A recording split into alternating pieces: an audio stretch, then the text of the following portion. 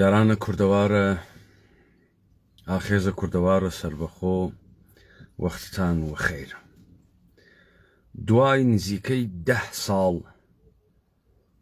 مبارزەی چڕوپڕ لە ئەرسەگە لە جۆراوجۆر ئێمە توانیمان کوردبوون لە زندان و سیاچاڵەی ئەحزابی دروستکریاگە بۆ وەق و بەندکردنە کورد بڕۆخێنین و زندانە کورد بشکێنین تا بتوانین چەمکە کورد و کوردبوون لە دەسە ئەم زندانبانانەی دەوڵەتانە داگیرکەرە سەرزەمینە کوردەوار ئازاد بکەین. و یەکەم فەرمانە کوردیەتە دەورانە ئاخیزی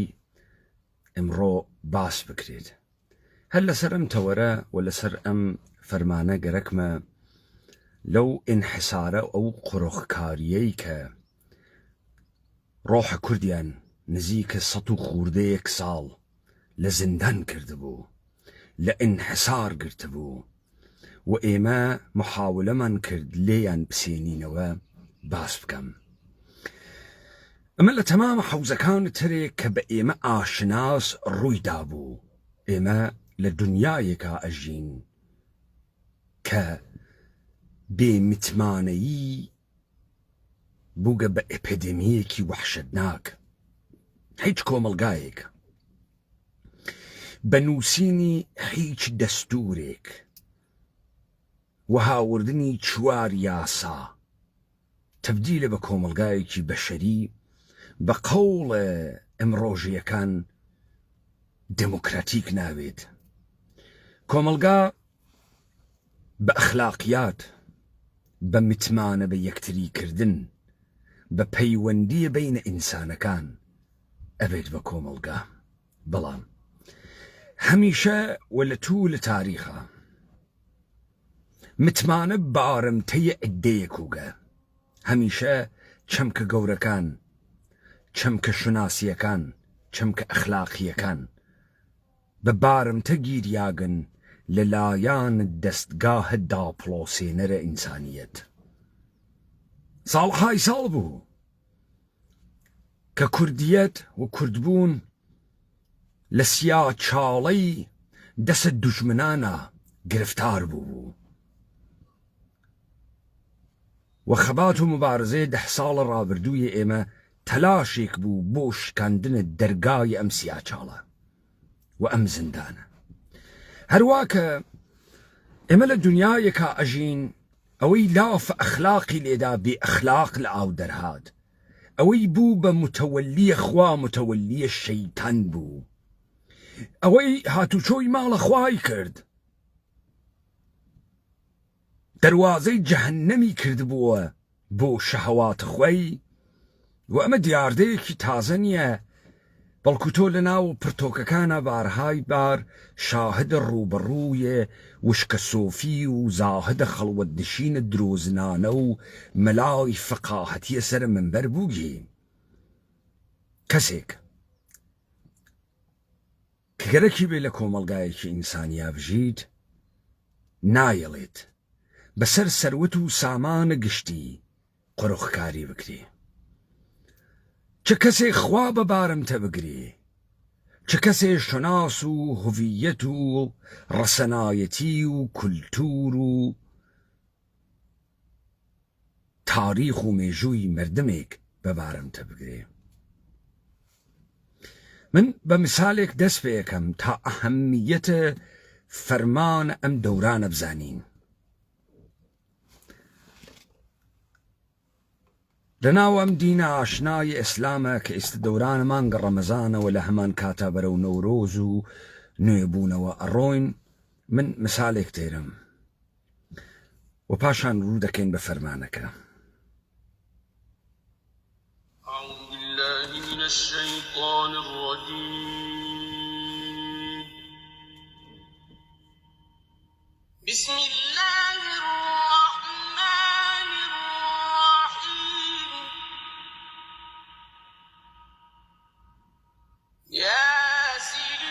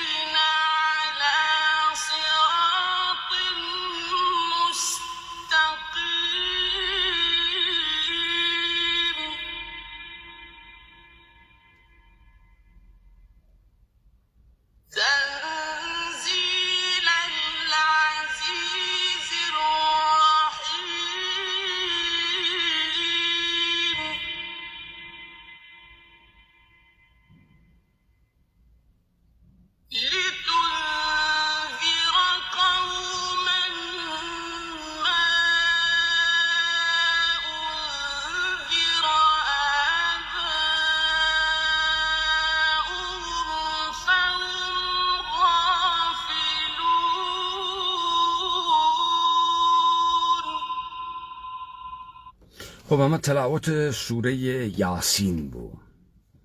سوورەی یاسینێکێک لە ئاشناترین سوورەکانە لە ناو ئیسلامە و بە قەلبە قورئانیش ئەیناسێنن. سوورەی یاسینەوەسە کە بەو محتەزەران و ئەوانەی لەسەر مەرگن ئەخوێنرێت. بۆیە عمومە کەسانێک کە لە جورگەی موسڵمانانە دائەنرێن بە سوورەی یاسین ئاشنان. ئەمما مەلای مزگەوتی ئەوقافی مەلای فقاهەتیە وا زیاتر ئایات فقاهەتی بەحسەکات. بۆ لەبەرە ئەوەی کە بارمتەگرتنە خوا لەلایەن ئەوانۆ و کاسبیکردنە بە سروەتە عمومی لەلایەن ئەوانۆ لە منفعەتە ئەوانە و ڕووکەشە ئەنچە کە پێی ئێژن دین ئەیگرنە دەسۆ. من ئەهەمیەتە ئەم سوورەیە مەکیە یاسینە ئێژم. دەورانێک کە تۆ هەستی پێ ئەەکەی لەم سوورە ئێژم. بەڵام بەرتر بام مثالێک بەم لەم داستانە عرفانە کەزاییە ئیسلامیە. کەسێک لەم عرفانە ئیسلامیە هەز ناوی مەولانا جەلالدین محەممەدە بەلخیە. مەولانا جەلالدین محەممەدە بەلخی داستانێک نەقڵەکە لە حەمزەیە مامۆی پێغەمبەر ئیسلام. ئەژێ حەمزە کە شەڕکەرە خاسێک بوو لە دەورانە جوانیە کە ئەڕوویە مەیدانە شەڕ قەڵغانی ئەگر بەدەسەوە.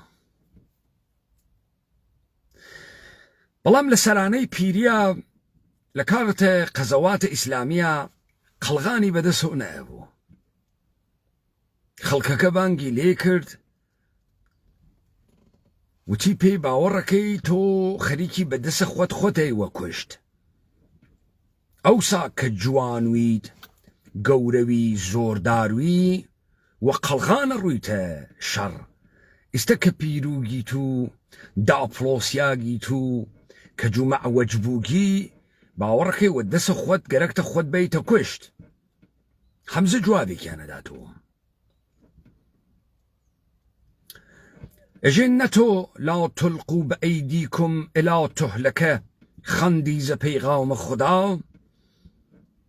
ئەمە ئایەیەکە لە ئایات قورئانی لا تلقوا بەئەیدیکم ئیلا تهلەکە، یعنی تۆ حەقنیە بەدەسە خۆت بخەیتە ناو مەهلەکە، جێگەی خۆت بخوێنی خۆت بکوژی. چون شدی پیر و ضعیف و منحنی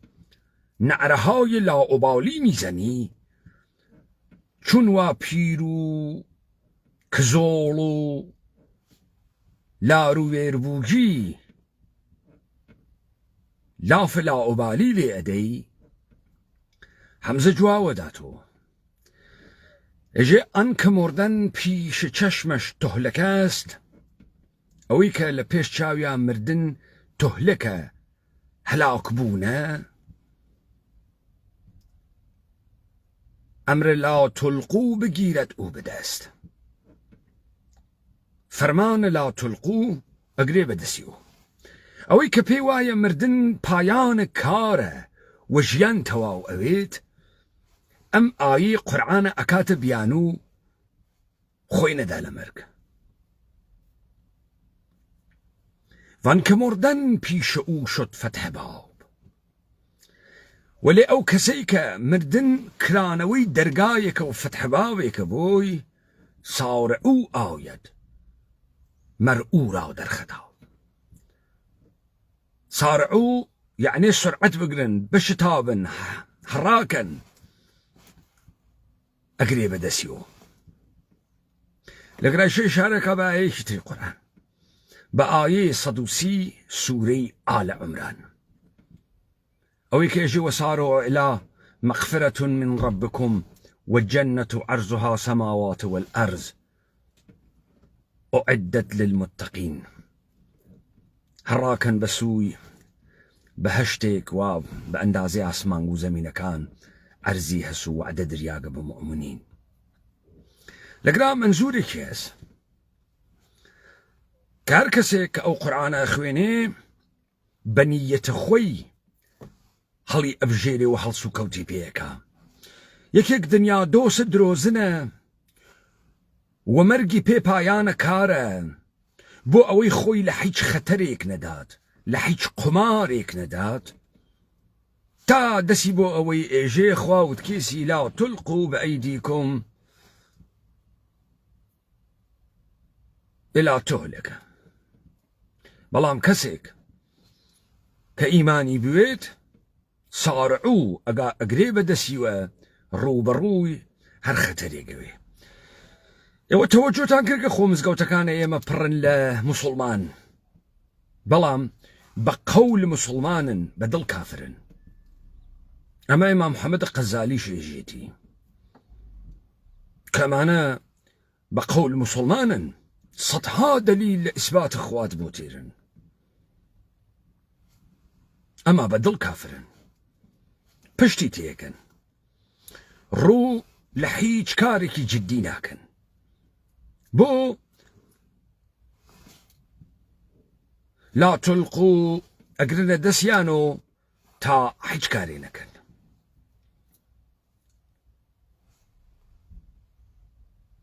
ئالەگرا تۆ ئەوێنیت بەرداشتێک کە تۆ نسبەتە بە ئەنچێ کە پێی ئێژن دیانەتێک ئێشی دعوت بدرێت لەگەڵ کەسانێکا کە لە سەروبەندەدا ڕەمان و نابودیەکان شۆڕشێکیان وا بەدەسە و لەگەڵ بڕێ پەدیدەی شکلی یەکتریا مواجهن یەکێک لەوانە یەئس و ناهومێدیە یەئس و ناهومێدیە یەکێک لەوانە نەبوونە ئیمانە وەختێ تۆ متمانت نامێنێت تەنانەت متمانت بە نەفسە خۆیشت نامێنێت عزەتە نەفسیشە نامێنێت متمانەیە بە نەفسیشە نامێنێ وا مەردەمە کورد متمانەی بە خۆی نەماگە بە چەم کە کوردی نەماگە بە تاکە کەسیە خۆی نەماگە ئەمە داستانە سوورەی یاسین چی بوو کە من لێمدا داستانە سوورەی یاسین کە کردیانە بە قەلب قورعان و بۆ ئینسانە محتەزەر ئەیخوێننەوە و فرێک لەم مەلایەنە بۆ ئێوەی ئەخوێننەوە داستانە یەئسە یارانە کەمە پێغەمبەر و خودە پێغەمبەرە لە دەورانە مەکە لە دەورانە سەرکوب لە دەورانە پەیوەست نەبوونە بە شۆڕش محەممەد ئیمان نەهاوردنە بە شۆڕش محەممەد و ئەو چەند کەسەی کوانە دەوروبەر پێغەمبەرە دووچاری یەئس بووگن ئیمانیان خەریکە زایلەوێ لە ڕووبەڕووبوونەوە ترسیان هەست بۆیە وا دەست پێکات أعوذ بالله من الشيطان الرجيم بسم الله الرحمن الرحيم ياسين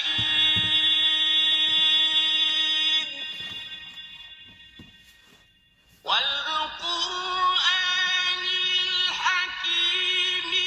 إنك لمن المرسلين على صراط واتە سوێن بە قورعانە حەکیم کە تۆ پەیامبەرە خوداوەندی و فرستادەی ڕێگەی حەقی لەگرا تۆ بۆ خاتری ئەوەی مەردەمانێک کە تووشی یەئس و تەزەلزول بووگن دڵیان قورس بکەی لە کەمبوونە خۆیانە لە نەبوونە متمانە خودایەک تێت خۆی بە خۆی سوێن دەخوا بە کەلام خۆی کە بە خۆی سوێن دەخوا خۆیشی تەئی دەکا کە محەممەد فرستادەی خوداوەندە دیارە ئالەگرا چ لە خودە پێغەمبەرا شک دروست بووگە و یأس و ناهومێدی دروست بووگە چ لە ئەترافیانە و ئێژێت ئەوانەی کە بە تۆ باوەڕ نایێرن خۆمان وامانە پێیان کردگە خۆمان زنجیرمان کردگەسە ملیان خۆمان تارماییمان کێشاگەسە بەر و دوایان وعدەی خوداوەند وعدەی حەقیقیە و کەسانێک کە باوەڕیان بە کەلامە خوداوەند هەست لەم مەغفرەتە بەشدار ئەون مثالێکیان بۆ تێدێتەوە کە ئێژن دێودوا هەنە لادەیەکی لای ئەنتاکیەس کە لەم داستانە من دوو نەفەرم هەنارد مردمانێک کە خەریکە فەساد بوون ئەرشادیان کات باوەڕیان نەکرد نەفەرە سێوەمم هەنارد خەڵکە کەوتیان ئێمە بات بە ئێوە باوەڕ ناکەین ئێوە فرستادەی خوانیان وەکو ئێمەن ئام خەڵکە ئێمە کە بە زوانە کوردی تەکیا قسە ئەەکەی باوەڕە پێ ناکە ئێژێ کەسێک کە وە زوانە کوردی قسەکەیشێ ئەحمەق وێ وەکو ئەمانەی کۆمەڵە و دموکرات و پەکەکە و پارتی و یەکێتی خوێڕوێ نۆکەر وێ نەزان وێت جاهل وێت دزوێت خوێڕی وێت فاسد وێت تۆ وەکو ئێمەی چون کوردی خەریکی قسەکەی باوەڕی پێ ناکەن ژە کابرایە بە تاو هات و تێمانە ڕاستەکەن خەڵکەکە دایان لێ کوشتیان کابرای یەک ڕاست ڕوویە بەهشت وتی کاش قەومە من لە گرا بۆیانە بیان زانەیە کە وعدەکە ڕاستە خوا سەیحەیەکی ئاسمانگی بۆیان هەنارد عەزابیانی نەدا خۆ ئەمە داستانی چیە داستانی ئەمەسە ئەو سەردەمیشە متمانە نییە کۆمەڵی متەوەلیە بازاڕە خوا مەوجودە کە بوتەکانیان برگە لە کەعبەدایان نیاگە خوایان برگە زندانیان کردگە لە کەعبە پوری پێ دەرتێرن منافعیان و فەسادیانی پێ جێبەجێکن پێغەمبەر ئیسلام مەجبورەوێت بێژێ خوا وایوت خوا دیسانەوە وعدەی بە من داوە کە من مرسەلە خوداوەندم مثالیان بۆ تێرێت کە ئەمانەی کە ئیمان بە ئێوە نایرن لە بەرامبەر کەلامە حەقا خوا گومڕاهی کردگن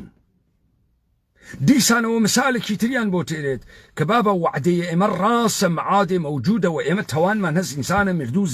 زیندوو بکەینەوە دیسانەوە مەسئلەی نەبوونە متمانەس وەگەرەکی ئەو جەمعیەتە دەوروبەرە خۆیان ڕابگرێ ئەمە دەورانە مەکیە و ئەمما ئیمان یعنی ڕوبەڕووبوونەوە کە دروست بوو یارانە محەممەدە پێغەمبەری ئیسلام تکیان سرفەن و سرفەن بە کەلامە وەحی نەکرد هجرەتیان کرد چون بەرەو حەبەشە ڕوبەڕوو بوونەوە لە ئاشکارکردنە داوەت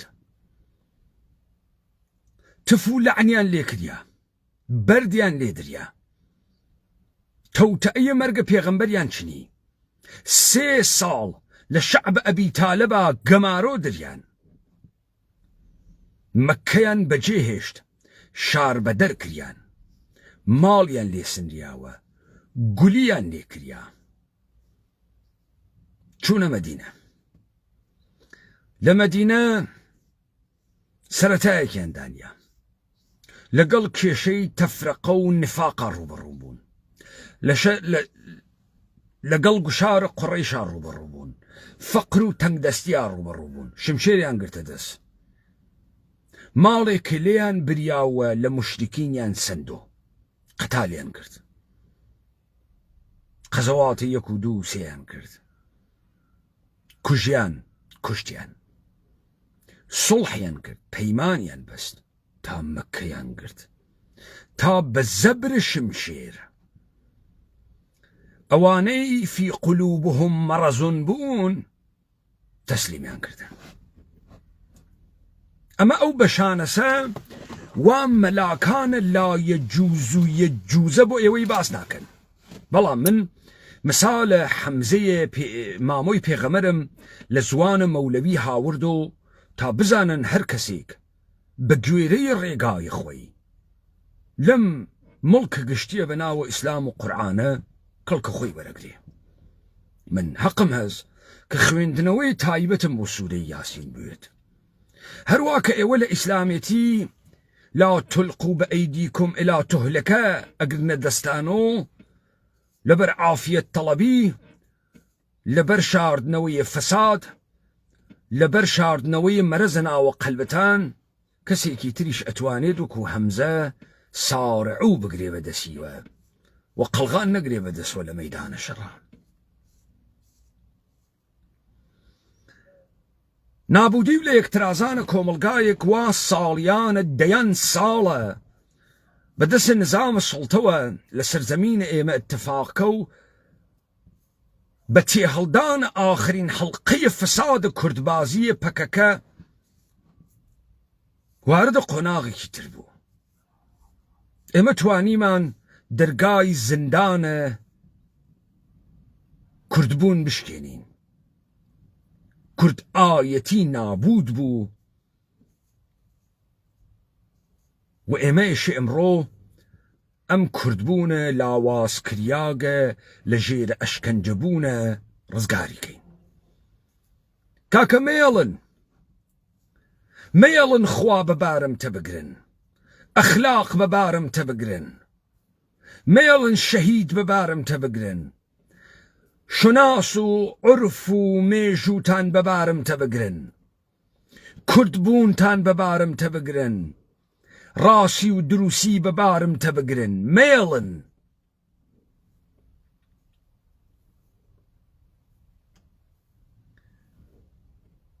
هرم مولانا داستاني كيس بناوه موسى وشبان موسى وشوان موسى چاوی كيوتو شوانك خليك تشتو برت ايجي بنظر موسى ولي شوانك خليك دعاءك موسى حملك بشوانك يجي تو كفري جيتو تو خليك خراواكيتو وحي لترف خواوتي بو موسى يجي من نكردم خالق تاسودي كنم من خلقتم دروس نكرد بشكو سودي بكم بالك تاو بندگان جودي كنن بلك جودي كم ببندگان كرد جود كردن يعني بخشين اشتيك بيچاورواني تمام اواني لم دنيا توانيان گۆڕانکاریە گەورە دروستکەن بەخششێکیان کرد بێ چاوەڕوانی چ لە هونەرە چ لە ئەدەبیاتە چ لە شعرە چ لە قیامە وەسەرکەوت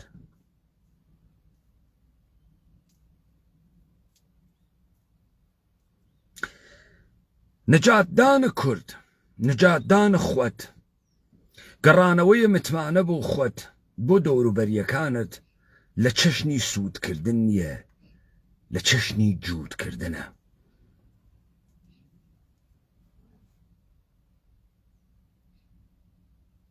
خەڵکە کوردەوار تەمامە ئەوانەی وا لە تەی ساڵان ڕابردوو بەردەنگە ئێمە بوون لەم مبارزە بە وشەیەک بە چەمکێک بە دەستبەدەستکردنە پەیامێک بەشداریان کرد ئمڕۆ وەختێسی ئەم دەرگایە هەرۆڵە نظامە سوڵتە لەم سەروبەندە گۆڕانکاریە وا بە هەزار هەڵدێرا خەریکە ئەڕوا بشکێنین یارانە ناخێزە کوردەوارە سەربەخۆ ئەوانەیان کە خۆیان بە یارە ئەم مەردمە ئەزانن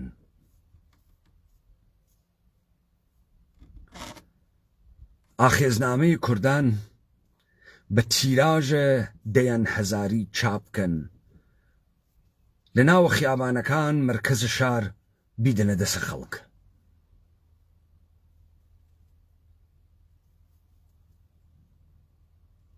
دەسنە کرماشان جوانڕۆ ئیلام هەمەدان تاران چاپیکەن و بیدەنە دەسە خەڵک ئەمە ئەووەڵین فەرمانە دەورانە ئاخیزیە ئێمە سەر ئەکەوین ئێمە کوردبوونمان ڕزگارەکەین خۆمان ڕزگار ئەکەین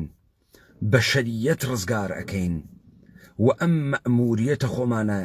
سەر ئەخەین. دای ئێوە خۆش.